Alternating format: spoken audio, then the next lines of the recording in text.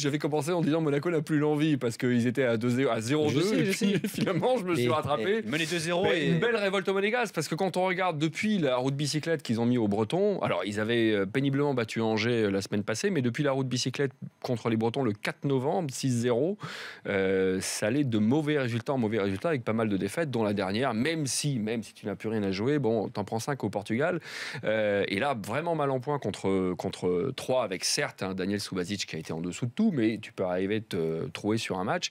Néanmoins, moi, j'étais en train quasiment de me poser, bon, l'année dernière, même au sein du club, on te dit que c'est une anomalie d'être arrivé jusqu'en demi-finale de Ligue des Champions, que le club n'était pas programmé pour ça, et je trouvais plus finalement l'équilibre entre pourquoi ce club était programmé pour une demi-finale de Ligue des Champions, eux-mêmes te disent que non, mais pas non plus pour être aussi indigent depuis 2 mois. Bon, il se rattrape, il me donne tort. Sur ce match-là, j'attends de voir quand même s'il y a un redressement ou bien si ça continue à être morose. Mbappé fébrile. Pourquoi? Dans le sens où j'étais au parc. J'ai eu cette chance-là. Il a tout manqué, il a perdu tous les ballons, toutes les attaques, tous les mauvais choix. Il se rattrape sur le but où il n'y a plus de gardien. Et il nous fait en plus le joueur qui est super content de son but. Ans. Et je vois pas encore. Qu'est-ce que ça va avoir l'âge? Mais parce que je pense simplement qu'il est en train plus ou moins là d'essayer. Non, il essaye d'essayer de jouer comme d'autres joueurs qui sont expérimentés au lieu de garder sa jeunesse et son envie. C'est dommage. Mais c'est-à-dire, t'entends quoi par là? Ouais, quoi ça?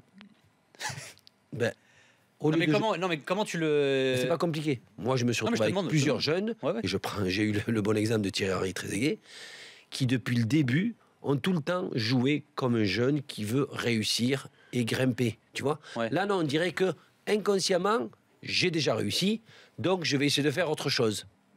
Et automatiquement, il a tout faux. Ouais, dans le sens où ses choix sont toujours mauvais en ce moment. Et c'est dommage. Ouais,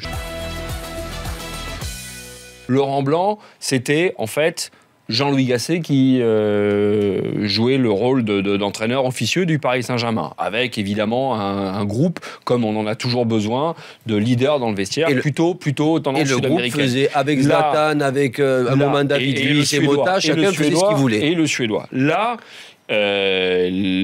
l'impression et quelques retours parfois qu'on peut avoir, et moi je ne suis pas journaliste, je suis consultant, mais il y a beaucoup de journalistes et plutôt des bons sur notre antenne, c'est que c'est Dani Alves qui, alors qu'il vient de débarquer, s'est imposé comme le patron de ce vestiaire et qu'il commence depuis quelques semaines à se confirmer que Unai Emery, son message passe moins auprès de certains joueurs du vestiaire. Il ne s'est pas imposé tout seul, Daniel Alves. Il a Thiago Silva avec lui, il a la star Neymar et il y a Maxwell qui est aussi là. Oui, mais le patron du vestiaire, ça ne doit pas être un joueur, ça doit être l'entraîneur. Eh bien là, le problème, c'est ça. Tu te reposes sur des leaders. Regarde bien, mais du coup, qu'est-ce qu'il a? Il a le capitaine qui est là depuis longtemps, qui est important, Thiago Silva.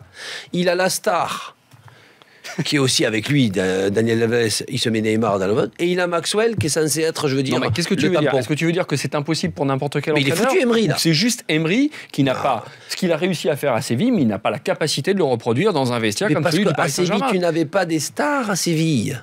François. Oui, tu n'avais pas des stars. Donc la limite, messieurs, de Emery, c'est de gérer un vestiaire avec des égos de ce calibre. Mais quel est l'entraîneur qui est capable à la place? Ce n'est ni Laurent Blanc, ni Emery, ça va être ou du Simeone, ou du Mourinho, les mecs qui s'en foutent, qui jouent ou qui jouent pas.